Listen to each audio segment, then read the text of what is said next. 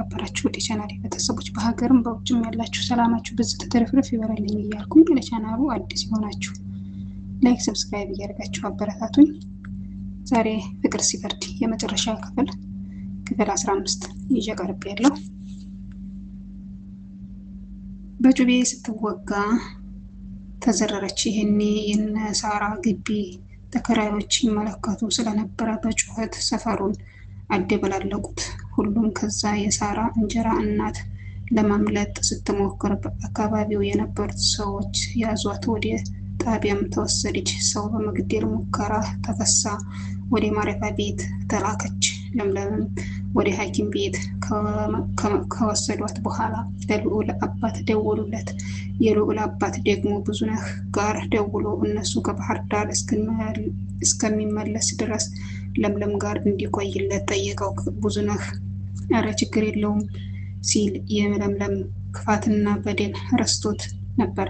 ብዙነህም ለምለም የገባችበት ሆስፒታል ደርሶ ቀጥታ ወደ ድንገተኛ ክፍል አመራ። በሩ ላይ ራሄል ልጇን አቅፋ ታለቅሳለች። ብዙነህም አይቷት አልቃሽ በመታመሟ ነው እንዲህ እንባሽ የሚዘንበው አላት። ብዙ እስቲ ዛሬ እንኳን ላሳዝንክ፣ እኔ እኮ የልጅህ እናት ነኝ አለችው። እሱም ትቷት ለምለም ጋር ሊገባ ሲል ዶክተሮቹ ብዙ ደም ስለፈሰሳት በአፋጣኝ ሌላ ሐኪም ቤት ሂዳ መታከም አለባት ብለው ሪፈር ጻፉላት። ብዙነህም ለልዑል አባት ሁኔታው አስፈርቶት ወደ የካቲት ሆስፒታል ተወሰደች እና አልጋ ያዘች። ብዙነህና ራሄል ውጭ ቆመው ሳለ እሺ ለምለም ነበር የምታለቅሽው? ስለምን ነበር የምታለቅሽው አላት። ራሄልም ልጇን በስስት እያየች ወይዘሮ ለምለም ልጄ የልጇ እንዳልሆነ አወቀች። ዓይንሽን እንዳላይሽ አለችኝ። ምንም እንደሌለኝ እያወቀች ስትል ድሮስ እውነት ተደብቆ የሚቀር ይመስልሻል? ራሄል አሁንም ልምከርሽ፣ ከጥፋትሽ ተመለሽ፣ ውሸት ይብቃ። ተመልከች ሁሉም የስራውን ብሎ ንግግሩን ሳይጨርስ የልዑል አባት ደወለና ስንት ቁጥር ናችሁ አለ። ብዙነህም ያሉበትን ነገረው።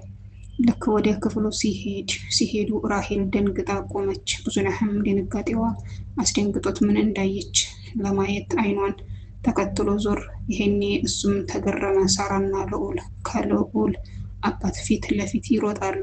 ብዙነህ በደስታ ሰከረ። ሩጦ ሁሉም ላይ ተጠመጠመ። ምንድን ነው የማየው? በፈጣሪ እውነት ነው ግን እያለ ሁለቱንም በየተራ ሳማቸው። የመጡበትን ጉዳይ ለትንሽ ደቂቃ ረሱትና ብዙነህ ሁኔታ እንባቸው ፈሰሰ። ከዛም የልዑል አባት ና ልጄ በቃችሁ እናትህን እነይ አለ። ብዙነህም ውስጥ ዶክተሮቹ ስላሉ ሲወጡ እንገባለን አለ። ሁሉም መቆራረጥ ጀመሩ። በመሀልም ሳራ ግን እኮ አልገባኝም ወይዘሮ ለምለማን ሊወጋት ይችላል አለች። ሁሉም ቀጥ ብለው ወደ እሷ ተመለከቱ። ልዑልና ሳራ በእርግጥም አላወቁም ነበር። አብረው ከመጡት እማማ ሳራን ያረጋጉና በቀን ቤተክርስቲያን እየሄደች እንድትጸልይ አድርገው ወደ ራሷ ሲመልሷት ሳሚ ደግሞ ልዑል የተኛበት ሆስፒታል ድረስ ሄዶ የኔ ባለማወቅ ስለሚያፈቅራት ብቻ እንደዛ እንዳለ እና ግን ካንተ ውጭ ማንንም አታፈቅርም ባለማወቅ ለዚህ ስላደረኳቸው ይቅርታ በማለት ልዑል በድጋሚ ከሳራ እንዲገናኙ አድርጎ ልክ የልዑል አባት ልዑልን ይዘው እነ ሳራ ቤት ደርሰው ልዑልና ሳራ ቢተቃቀፉ ነበር ለምለም ተጎድታለች ተብሎ ለልዑል አባት የተደወለው። ዶክተር ወጥቶ የለምለም ቤተሰቦች አለ። ሁሉም አቤት አሉ። ወደ ዶክተሩ እየተጠጉ ለምለም ከፍተኛ ደም ስለፈሰሳት ደም የሚለግስ ሰው የሚያስፈልጋት ከመሃላችሁ ሲባል በቅድሚያ ባሏ ገባ። ግን ባልየው መስጠት አይችልም። ምክንያቱም ደግሞ የደም ታይባቸው አንድ አይደለም። ቀጥሎ ልዑል ገባ። ልዑል ደግሞ ሙሉ ጤነኛ ባለመሆኑ እንደማይችል ነገሩት። ብዙነህ እኔ እሰጣለሁ በቃ ብሎ ሲገባ የእሱም እንደማይሆን ተነገራቸው። ይህን የልዑል አባት ዘመድ ጋር ለመደወል ስልካቸውን ሲያነሱ ሳራ እኔ አለሁ አለች። ሁሉም ደነገጡ። ያን ሁሉ በደል ያሳለፈች ሴት እንዴት ዛሬ ለበደለቻትና ለሕይወቷን ላበላሸች ሴት ደም እለግሳለሁ ትላለች? እውነትም ሳራ አንቺን ያገኘሽ ልጄ ፈጣሪ ልቡን አይቶ ነው ተባረኪ አላት። አጋጣሚ ደግሞ የሳራና የለምለም ደም ተመሳሳይ ነበርና ዶክተሮቹ ከሳራ ደም ወስደው ለምለም ተኩላት። ለምለም ስትነቃ ካጠገቧ የተኛችውን ሴት ሳራን ተመለከተች። ለምን ከጎኗ እንደተኛች ለማወቅ ጊዜ አልፈጀባትም። ለምለም መቃብሯን የቆፈረችላት ሴት ዛሬ እውነቷን ስታዲናት ከማየት በላይ ምን አለ ጸጸት ውስጧን አሰቃየው። በተንጋለለችበት እንባዋ ቁልቁል ወደ ጆሮዋ ፈሰሰ። ለምለም ዲና ስትወጣ በቅድሚያ ሳራንና ልጇን ድል ባለ ሰርግ ለመዳር መዘጋጀት ጀመረች። ባሏንም ለልዑል አባቱ እንዳልሆንክ ይንገረው ስትል የልዑል አባት ግን በፍጹም አለ ልጄ የኔ እንደሆነ ይቀጥላል። እስከ ዛሬ ያልተነገረውን ዛሬ መናገር የለብንም አለ። ለምለም በቃ አንተ እንዳልክ አለች። ለምለም ጠበቃ ቀጥራ የሳራን እናት በመግደል ወንጀል ከሰሰቻት።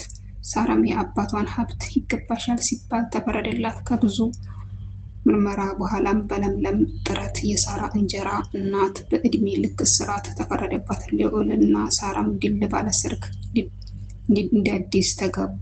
እማማም ባህር ዳር አልበቅም ብለው የነበሩ ቢሆንም በሳራ ልፋት የአባቷን ቤት ሰጥታቸው መኖራቸውን ቀጠሉ። ለምለም ካሳ ይሁንኝ ስትል ጥሩ ቤትና መኪና ገዝታ ለሳራና ለልዑል ስጦታ ሰጠቻቸው። የልዑል አባትም አሜሪካ ከመመለሳቸው በፊት ፍቅር ያሸንፋል ሲሉ ራሄልን አፈላልገው ከብዙነህ ጋር በማስታረቅ ለልጃቸውም ሲባል አብረው እንዲኖሩ አደረጉ። ደስታ በየቤቱ ገባ። ፍቅር ሲፈርድ ተጠናቀቀ። አብራችሁን በመሆን ሀሳብ ላስተያየት እንዲሁም መስተካከል ያለባቸውን ነገሮች ስለነገራችሁን አብራችሁን ስለሆናችሁ በቻናላችን ስም እናመሰግናለን። ሁላችሁም በያላችሁበት ፈጣሪያችሁ ይጠብቃችሁ። ከልብ ነው ምስጋናዬ። ለዛሬ እንግዲህ ፍቅር ሲፈርድ የመጨረሻ ክፍሏን ይዤ ቀርቤያለሁ።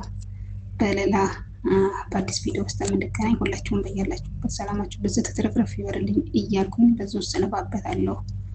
ባላችሁበት ፈጣሪ ይጠብቃችሁ።